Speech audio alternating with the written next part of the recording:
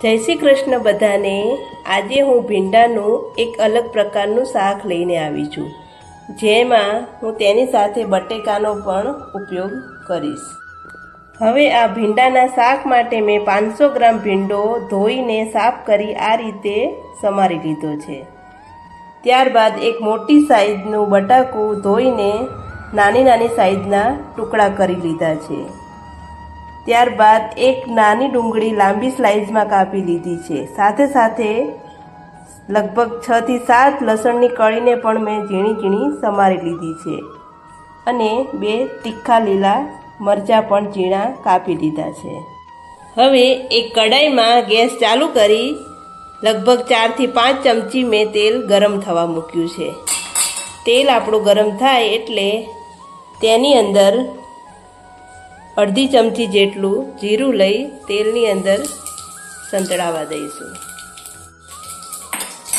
ત્યારબાદ જે આ બટાકા આપણે નાની નાની સાઈઝમાં કાપ્યા છે તેને પણ તેલની અંદર નાખી સાંતળી લઈશું।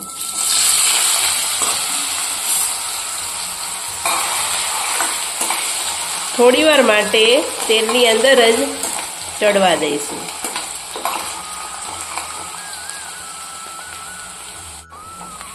આ રીતે બટાકાને થોડી વાર ચડવા દઈ જે આપણે લસણ અને ડુંગળીને સમાર્યા હતા તેને પણ સાથે સાથે નાખી દઈશું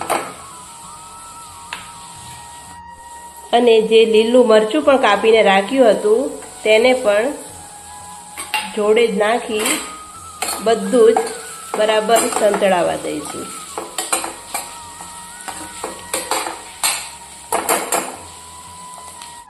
હવે બધું જ સંતળાઈ ગયું છે।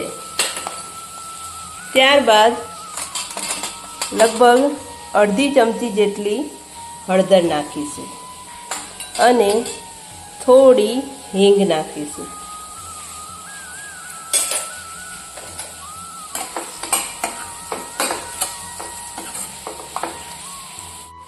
હવે જે આ ભીંડો સમારીને રાખ્યો છે તેને પણ આની જ અંદર નાખી ધીમા તાપે ચડવા દઈશું।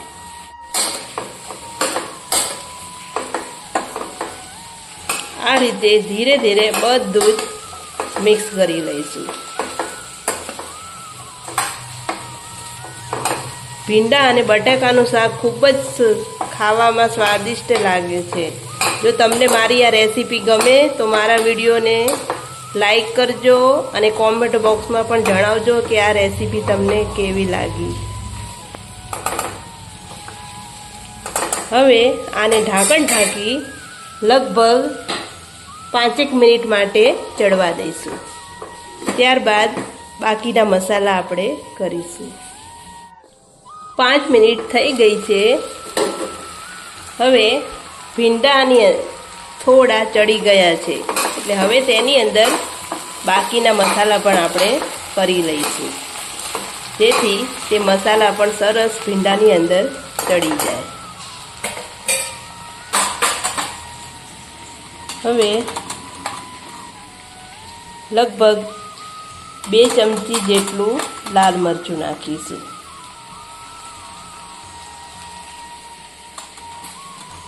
એક ચમચી જેટલું ધાણા જીરું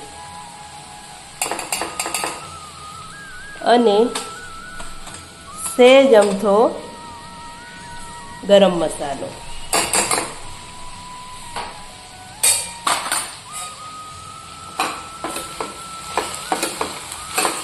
ફરીથી બધું જ મિક્સ કરતા જઈશું।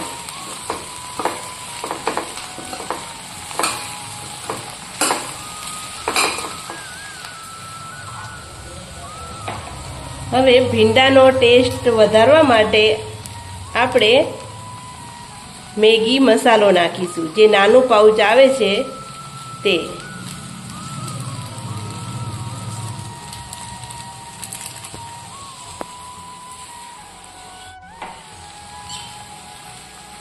હવે ત્યારબાદ સ્વાદ મુજબ મીઠું પણ નાખી દઈશું। જો તમારે મેગી મસાલો ના નાખવો હોય તો ના નાખશો તો પણ ચાલશે, તો પણ શાકનો સ્વાદ ખૂબ જ ટેસ્ટી લાગશે। અને નાખશો તો એનાથી વધારે સ્વાદિષ્ટ લાગશે.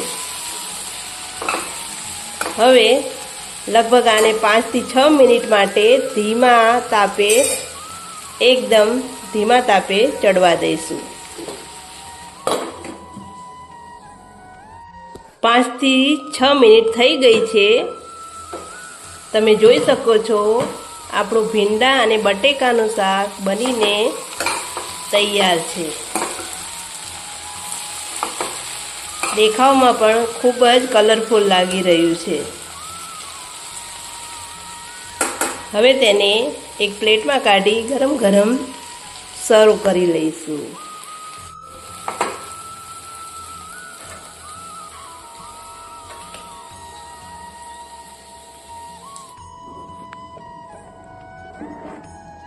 ભીંડા અને બટેકાનું શાક બનીને તૈયાર છે, જે મેં એક પ્લેટમાં કાઢી પીરસી લીધું છે. જો તમને મારી આ રેસીપી ગમી હોય તો મારા વિડીયોને લાઈક કરજો, વિડીયોને શેર કરજો અને કોમેન્ટ બોક્સમાં જરૂરથી જણાવશો કે આ રેસીપી તમને કેવી લાગી. જય શ્રી કૃષ્ણ.